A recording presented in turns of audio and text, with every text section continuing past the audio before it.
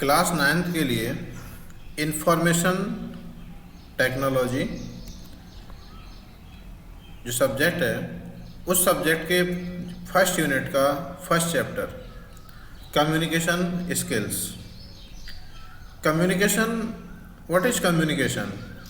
Communication is a way of exchanging idea, thoughts and sharing experiences with the others is called communication. We can communicate with the help of sign, signals, writing और speaking. हम लोगों से communicate कर सकते हैं बोल करके, लिख करके, उन्हें कुछ साइन यानी कुछ इमेज बना करके, या फिर उनके सामने कोई संकेत करके। इस तरीके से कम्युनिकेशन पॉसिबल है। तो कम्युनिकेशन, इफ़ेक्टिव कम्युनिकेशन कैसे हो? इफ़ेक्टिव कम्युनिकेशन में sending, receiving end understanding the message और इन्फॉर्मेशन, ये बहुत ज़रूरी है। इफ़ेक्टिव कम्युनिकेशन तभी पॉसिबल है जब इन्फॉर्मेशन प्रॉपरली सेंड हो, कम्युनिकेशन में कोई एक व्यक्ति सुनने वाला या पढ़ने वाला हो। Development of interpersonal skills, effective communication तभी पॉसिबल है, इफ़ेक्टिव कम्युनिकेशन तभी पॉसिबल है जब हम इस तरीके से, जो इमेज में हम देख पा रहे हैं कि कुछ लोग ग्रुप में कम्युनिकेट कर रहे हैं। Development of interpersonal skills, communication करने से इंटरपर्सनल स्किल्स यानी स्किल डेवलपमेंट होती है। अपने आप को हम प्रॉपरली इफ़ेक्टिवली एक्सप्रेस कर सकते हैं। ये सब कम्युनिकेशन के बेनिफिट हैं, इफ़ेक्टिव कम्युनिकेशन से पॉसिबल है। कम्युनिकेशन एक प्रोसेस है जिसमें कि इस इमेज से हम देख सकते हैं, कम्युनिकेशन में कोई ना कोई एक सोर्स होता है। सोर्स मीन्स जो मैसेज भेज रहा है, जो मैसेज का सेंडर है, ऐसे मान सकते हैं। जो मैसेज का सेंडर है, वो जो पर्सन, जो व्यक्ति बोल रहा है, जो व्यक्ति लिख रहा है, जो व्यक्ति संकेत कर रहा है, वो सेंडर है। सेंडर किसी न किसी मैसेज को कन्वे करता है, और जो मैसेज है वो किसी भी फॉर्म में हो सकता है। वो हमारा रिटन फॉर्म में भी हो सकता है, वो किसी संकेत की फॉर्म में हो सकता है, वो हमारे पास में ओरल फॉर्म में हो सकता है, यानी वर्बल फॉर्म में हो सकता है। मैसेज के बाद नेक्स्ट पॉइंट आता है इसका एनकोडिंग। एनकोडिंग मीन्स, मान लीजिए हम किसी मैसेज को लिख करके भेज रहे हैं, तो जो हम मैसेज लिख करके भेज रहे हैं तो किसी न किसी लैंग्वेज का यूज करेंगे। अपने व्यूज को हम उस लैंग्वेज के थ्रू एक्सप्रेस करेंगे, तो ये एनकोडिंग है। एनकोडिंग, या फिर हम बोलते हैं तो किसी न किसी लैंग्वेज का यूज करेंगे, ये एनकोडिंग है। नेक्स्ट चैनल है। जब हम कम्युनिकेट करते हैं तो कोई ना कोई कैरियर, कोई ना कोई चैनल होना चाहिए। चैनल के थ्रू ही हम कम्युनिकेट कर सकते हैं। जैसे हम दो लोग अगर बातें करते हैं, ऑनलाइन मीटिंग करते हैं, और तो इसमें हमारा चैनल क्या है? इंटरनेट हमें कनेक्टिविटी प्रोवाइड कराता है, तो हमारा चैनल हो गया, चैनल ऑफ कम्युनिकेशन हो गया। ऐसे ही जब दो लोग फेस टू फेस बातें करते हैं तो एयर, उनके बीच में जो एयर है वो कम्युनिकेट करती है, एयर का चैनल होता है। रिसीवर वो व्यक्ति होता है जो बातों को सुन रहा होता है या जो बातों को पढ़ रहा होता है, वो व्यक्ति रिसीवर है जिसको मैसेज भेजा गया है। डिकोडिंग, मैसेज रिसीव होने के बाद में रिसीवर उस कंटेंट को कैसे समझता है, उसको कितना कैसे समझ में आता है, वो डिकोडिंग से ही पॉसिबल है। यानी कंटेंट रिटन में है तो वो पढ़ करके समझ सकते हैं। कंटेंट हमने कुछ ओरली बोला है, वर्बली बोला है, तो लैंग्वेज जो हम बोलते हैं उसका क्या मीनिंग है, वो अपने अकॉर्डिंग उसको इंटरप्रेट कर सकते हैं। उसके बाद में जब मैसेज प्रॉपरली कन्वे हो गया तो रिसीवर की फीडबैक आती है कि वो उन्हें कितना समझ में आया। रिसीवर रेस्पॉन्स जो होता है उसको फीडबैक कहते हैं। तो ये एक कम्युनिकेशन साइकिल है। इस तरीके से कम्युनिकेशन पॉसिबल है। इसी में आगे एक एक्टिविटी दे रखी है। इस एक्टिविटी में, ये क्लास एक्टिविटी है, इसमें टीचर के द्वारा एक पेपर का छोटा सा टुकड़ा बच्चों को बांट दिया गया है, और टीचर ने इंस्ट्रक्ट किया है, क्लास में इंस्ट्रक्ट किया है कि फोल्ड द पेपर, इस पेपर को फोल्ड करिए, विदाउट टेलिंग विच वे, लेकिन ये नहीं बताया कि कैसे फोल्ड करना है। फिर उन्होंने कहा टीयर अ कॉर्नर, एक कोना फाड़ना है इस पेपर का। ये नहीं बताया विदाउट टेलिंग विच कॉर्नर, कौन सा कोना फाड़ना है, upper right, upper left, bottom right, bottom left, कुछ नहीं बताया। फिर उन्होंने कहा मेक अ स्मॉल होल, इसमें एक छोटा सा होल करना है, लेकिन ये भी नहीं बताया कि कहाँ करना है और कितना बड़ा करना है, ठीक है ना। उसके बाद में ये सारी information after many incomplete instructions, ये सारी इनकम्प्लीट इंस्ट्रक्शंस स्टूडेंट्स को दी गई हैं। Teacher asked student to open the given paper, teacher ने उस पेपर को ओपन करने के लिए कहा।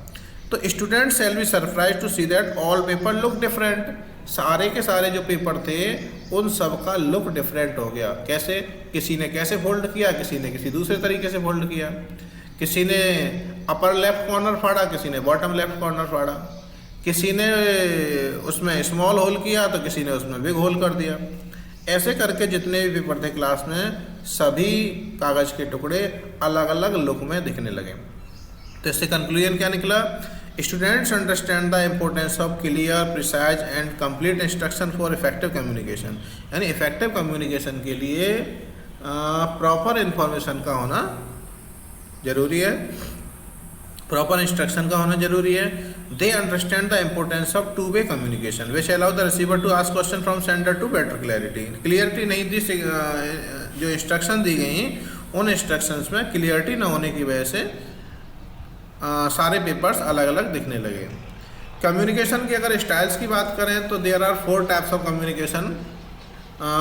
इसमें कि वर्बल कम्युनिकेशन जो हम रोज़ाना रूटीन में लोगों से बातचीत करते हैं, वीडियो कॉन्फ्रेंस करते हैं, मीटिंग करते हैं, फ़ोन पे बातें करते हैं, ये हमारा सब वर्बल कम्युनिकेशन है, यानी जो हम बोल करके करते हैं। दूसरा कम्युनिकेशन होता है नॉन वर्बल कम्युनिकेशन, जिसको हम संकेतों की सहायता से करते हैं, और इसमें हम लोगों से बिना बोले, विदाउट स्पीकिंग, हम उनसे हाथों से, अपने बॉडी लैंग्वेज से, आँखों से, गेस्चर से, पोस्चर से, फेशियल एक्सप्रेशन से, इस तरीके से जो बातें होती हैं वो नॉन वर्बल कम्युनिकेशन में आती हैं।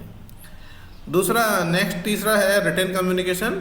रिटन कम्युनिकेशन में हम किसी न किसी लैंग्वेज का यूज करते हैं और अपनी बातों को, अपने मैसेज को लिख कर के कन्वे करते हैं। और विजुअल कम्युनिकेशन में हम सिग्नल का, साइन का, पिक्चर्स का, इसका यूज करते हैं और अपना मैसेज कन्वे करने की कोशिश करते हैं। जैसे रोड सिग्नल्स होते हैं, कहीं पर भी वार्निंग होती है ना, तो ये सिग्नल्स जो होते हैं और रेलवे सिग्नल्स होते हैं, ये भी कम्युनिकेट करते हैं, लेकिन वो विजुअल कम्युनिकेशन की कैटेगरी में आएगा। Verbal communication is the use of language to transfer information through speaking और साइन लैंग्वेज, और मोस्ट कॉमन टाइप है, आजकल तो खूब चल रहा है, जैसे हम पावर पॉइंट प्रेजेंटेशन बना दें या कोई वीडियो कॉन्फ्रेंस आजकल हो ही रही है क्लासेस, फ़ोन कॉल करते हैं, मीटिंग करते हैं, ये सब वर्बल कम्युनिकेशन की कैटेगरी है। नेक्स्ट है इसमें नॉन वर्बल कम्युनिकेशन। जैसे देखिए ये जो पिक्चर में दिख रहा है कि 2 गर्ल्स आपस में बातें कर रही हैं, और बातें भी कैसे कर रही हैं, क्यूज की हेल्प से, यानी बॉडी लैंग्वेज से, हाथों के मूवमेंट से, आँखों के मूवमेंट से, फेशियल एक्सप्रेशन से, है ना। तो ये जो मैसेज कन्वे करने की कोशिश कर रही हैं, ये ही नॉन वर्बल कम्युनिकेशन है। विजुअल कम्युनिकेशन में बताया गया है कि visual communication is the act of using photographs है, वीडियो है, आर्ट है, कोई ड्राइंग बना दिया, स्केच बना दिया, उससे कोई मैसेज कन्वे करने की कोशिश की। जैसे कई बार हम बनाते हैं ना, एक्टिविटी के तौर पर हमें मिल गया कि how to save the environment, तो सेव एनवायरनमेंट का हमने एक बहुत अच्छा सा चार्ट बनाया, तो वो चार्ट भी हमारा मैसेज को कन्वे कर रहा है ना। ऐसे हमसे कहा कि सेव वाटर, तो हमने पानी को कैसे बचाएं उस पर कोई चार्ट बनाया। कई बार एक्टिविटी मिलती है सब्जेक्ट के तौर पर स्टूडेंट्स को, तो ये विजुअल कम्युनिकेशन है, जिसमें हम अपनी बात को किसी को चार्ट या ग्राफ बना करके कहते हैं। नेक्स्ट रिटन कम्युनिकेशन है। रिटन कम्युनिकेशन में हम इसमें मैं यहाँ से भी पढ़ रहा हूँ कि an act of writing, typing और प्रिंटिंग सिंबल्स, करेक्टर्स, इस तरीके से हम प्रिंटिंग यूज करते हैं। राइटिंग इज, मैं अभी इसमें 4th लाइन पर हूँ। Writing is commonly use to share information through books, जैसे हम बुक लिखते हैं, कोई पम्पलेट बनवाते हैं, ब्लॉग लिखते हैं, है ना, कोई लेटर लिखते हैं, किसी को मीमो लिखते हैं, मेमो, तो ये सब ईमेल करते हैं, चैटिंग करते हैं, ये रिटन कम्युनिकेशन में आता है। रिटन कम्युनिकेशन, इसके रिटन कम्युनिकेशन के बहुत सारे एडवांटेज भी हैं हमारे लिए। जैसे कि रिटन कम्युनिकेशन का रिकॉर्ड परमानेंट रहता है, ठीक है। रिटन कम्युनिकेशन में जो भी कम्युनिकेशन हम करते हैं उसका रिकॉर्ड परमानेंट रहता है। और दूसरा पॉइंट है meticulous presentation. Written document is a permanent record, permanent record रहता है इसका। People are very cautious to fulfil all the writing requisites to make the writing perceivable at the other end. Every document curated covers all major information pointers necessary to communicate। यानी जो written communication होता है उसका benefit ये है कि written communication में लगभग सारे पॉइंट्स आ जाते हैं। जब हम किसी से ओरली बातें करते हैं तो कुछ बातें ऐसा लगता है ये तो छूट गया, हमें तो और बातें करनी थी, ये तो पॉइंट रह ही गया। लेकिन रिटन कम्युनिकेशन जब हम करते हैं तो उसमें लगभग सारे पॉइंट्स आ जाते हैं। इसके बाद में नेक्स्ट है इजी सर्कुलेशन। रिटन कम्युनिकेशन जब होता है तो उसका सर्कुलेशन इजी होता है, क्योंकि जब हम वर्बल कम्युनिकेशन करते हैं, किसी से कोई बात बोल करके कहते हैं, तो वो डिफरेंट लेवल पर जाने के बाद में वो उसमें कहीं ना कहीं थोड़ा बहुत मिस इंटरप्रिटेशन होता ही जाता है। और जो मुंह से कही गई बात है यानी जो वर्बल कम्युनिकेशन है वो ज़्यादा यानी लेवल पर जाने के बाद में उसमें कुछ ना कुछ जुड़ता या कम होता जाता है। लेकिन जो इजी सर्कुलेशन कहा गया है कि रिटन कम्युनिकेशन में कोई भी हम डॉक्यूमेंट भेजें तो उसका सर्कुलेशन यानी उसका जो सर्कुलेशन है उसका जो ज़्यादा से ज़्यादा लोगों तक हम भेजना चाहते हैं वो आसान रहता है। स्टैटिस्टिकल डाटा के लिए सूटेबल रहे, जैसे हमें कोई चार्ट और फिगर है जिसको हमें डिफ़िकल्ट है वर्बली समझाना, किसी को हमें वर्बली समझाएंगे, कोई चार्ट है या कोई स्टैटिस्टिकल डेटा है जिसमें कि फैक्ट एंड फिगर्स हैं, उसको ओरली समझाने के बजाय चार्ट की हेल्प से समझाना, फिगर की हेल्प से समझाना ज़्यादा इजी होता है। तो जो रिटन में ही पॉसिबल है। और रिटन कम्युनिकेशन करने से जो बेनेस है उसकी गुडविल भी अच्छी होती है, ऐसे इसमें कुछ बताया गया है। लेकिन रिटन कम्युनिकेशन के भी कुछ डिसएडवांटेज हैं, जैसे डिसएडवांटेजेस का टाइम कंज्यूमिंग।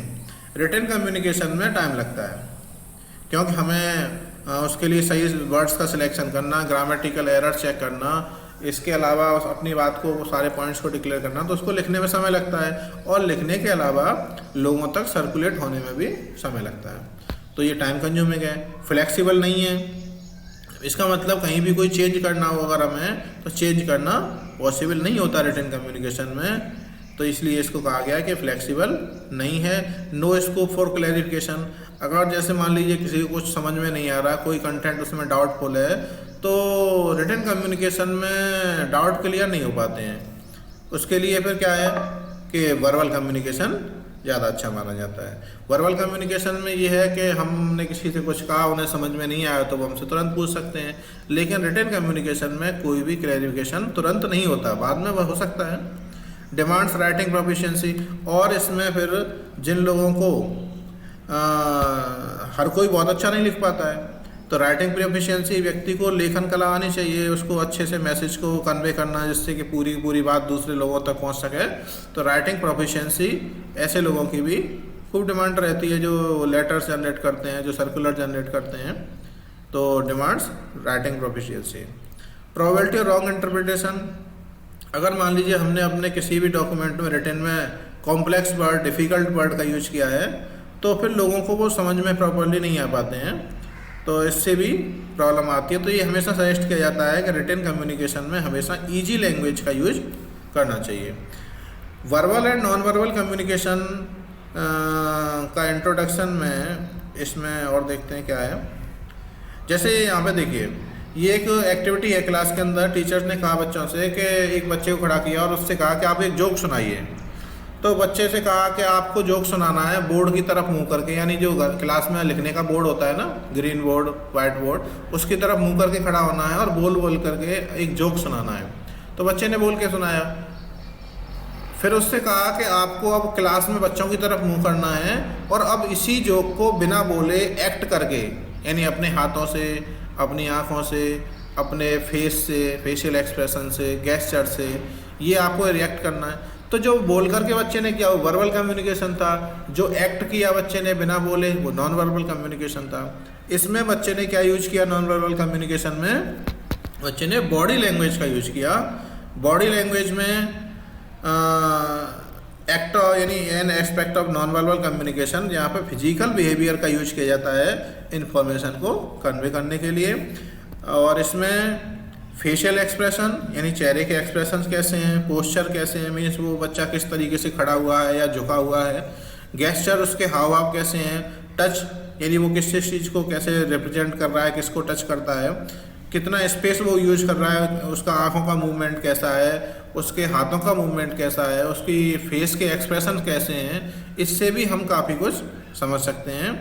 और जब भी किसी के साथ कम्युनिकेशन करें तो डू एंड डोंट्स ऑफ ये वर्बल और non verbal, the do and don'ts of non verbal message and body language, हमेशा ध्यान रखें कि जब भी ये डू पॉइंट्स बताएं जो करना है आपको, कभी हमेशा मेक आई कांटेक्ट, जब भी किसी से हाथ मिलाएं तो हमेशा आंखों का भी प्रॉपर कांटेक्ट होना चाहिए और प्रॉपरली हैंडशेक होना चाहिए, जैसे इस तरीके से इसमें इमेज में दिखाया गया है।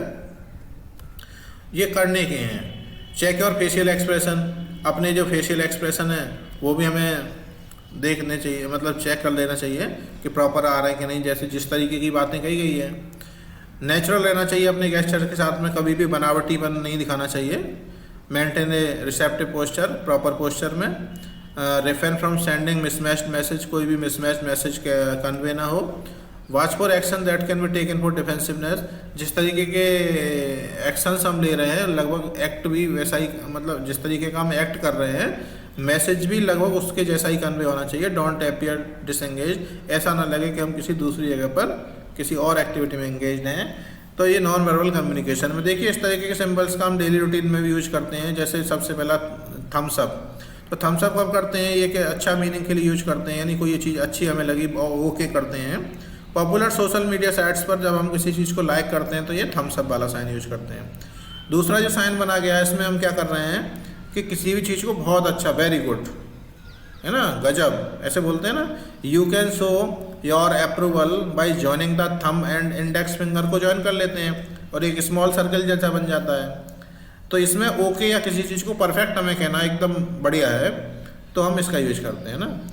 लास्ट जो तीसरा दिखाया गया है इसमें एक हमने क्या किया है, raising a pinky finger can sometimes joking point out someone who is being pretentious, it's for casual use only, जैसे करते हैं ना टॉयलेट वगैरह जाने के लिए इस तरीके का हम सिंबल यूज करते हैं। तो ये सब हम कॉमन सिंबल है जिनका यूज हम करते हैं हैंड गेस्चर के तौर पर।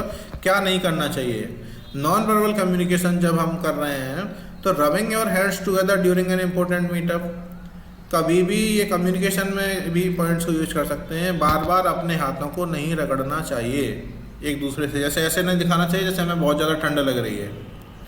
Learning back while meeting with A friends और क्लोज कलीग, कभी भी लीनिंग बैक, लर्निंग नहीं, लीनिंग बैक वाइल, जैसे कि होता है ना जब हम किसी क्लोज फ्रेंड या अपने किसी कलीग के साथ में मीटिंग कर रहे हैं तो ऐसे नहीं करना चाहिए, बार बार पीछे देखना। क्रॉसिंग योर आर्म्स ड्यूरिंग, कभी इंटरेस्टिंग कन्वर्सेशन हो रहा हो तो उसमें अपनी बगल में हाथ लगा करके बैठना, जैसे कि बहुत ज़्यादा ठंड महसूस हो रही हो, वो भी नहीं करना है। नॉट मेकिंग आई कॉन्टैक्ट, ऐसा भी ना हो कि आई कॉन्टैक्ट ना रहे। Making too much eye contact, बहुत ज़्यादा आई कॉन्टैक्ट करना भी ऐसा लगता है कहीं मुझे घूर रहा है ना। और ये है एक पॉइंट और, फिगेटिंग, इसका मतलब होता है कि बेचैन हो जाना, कुलबुलाहट हो जाना, जैसे ऐसा भी नहीं लगे कि हम हैं तो मीटिंग में लेकिन हमारा मन कहीं और है। और touching your face to open, बार बार अपने चेहरे को टच करना, ये भी अच्छी आदत नहीं मानी जाती है। बहुत से लोग बात करते समय सिर खुजलाते हैं, बार बार मुंह को टच करते हैं, ठीक है। तो ये सब डॉन्ट्स के पॉइंट हैं। ये सारी हम डिस्कस कर चुके हैं जब हमारी लाइव क्लासेस हुई हैं। अभी रिवीजन के तौर पर हम इस चैप्टर को पढ़ रहे हैं। इसके बाद में जब अगली क्लास होगी तो हम उसमें एडवांटेज ऑफ वर्बल स्किल्स यानी वर्बल कम्युनिकेशन के एडवांटेज पढ़ेंगे। आज हम इतना ही पढ़ेंगे। इसके बाद में नेक्स्ट क्लास में आपके जो भी क्वेश्चंस हों, जो भी डाउट्स हों, वो आप इसमें कमेंट में पूछ सकते हैं। Advantage of verbal communication skill ये हम नेक्स्ट क्लास में पढ़ेंगे। Okay, thank you. Have a nice day.